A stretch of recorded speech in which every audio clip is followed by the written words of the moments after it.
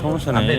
আপনি যখন মনোনয়নপত্র জমা দিবেন, মনোনয়নপত্র জমা দেওয়ার পরে যখন আপনার এটা অবৈধ হবে, তার বৈধ হলো না, বাতিল হয়ে গেল, তখন আপনি আমাদের কাছে অ্যাপিল করতে পারবেন।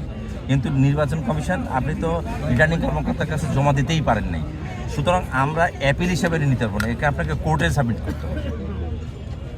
আপনাকে যে এখানে কথা যে বললো ওখান থেকে কোনটা নির্বাচনটা বগুড়া থেকে বললো আপনাকে এখানে জমা দিতে বগুড়া থেকে কি বলছে?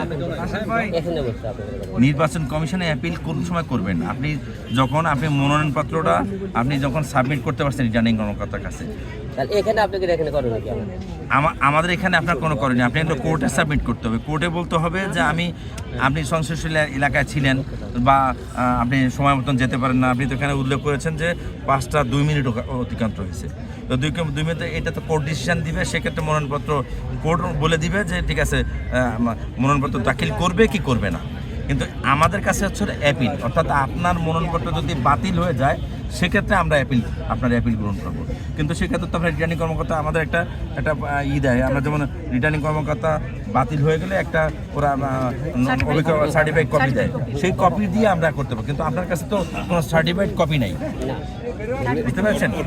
আপনারা মনোনয়ন জমা নেওয়ার ইখতিয়ার রাখেন না।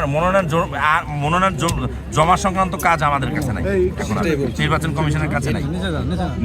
আপনার কাছে হলো যে আমরা অ্যাপিল, আপনি বলছে আমাদের রিটার্নিং কর্মকর্তা আপনাকে বলেছে যে এটা বাতিল, সেক্ষেত্রে আপনি বলবেন যে এটা বাতিল না, সেই মর্মে আমাদের কাছে কাগজ দিলে তখন এটা জমা নেব, ডিসিশন নেবে নির্বাচন আমাদের কমিশন আছে, পূর্ণাঙ্গ কমিশন। তাহলে আপনি কি বলেন কোর্টে করতে বলেন? হ্যাঁ, করে। এখানে আপনি কি কোনো না, আমরা এখানে অপশন নাই বলতে আমাদের কাছে যদি আপনার অবৈ বাতিল হইতো সেক্ষেত্রে আমাদের অপশন ছিল, এছাড়া কোনো অপশন আমাদের কাছে নেই।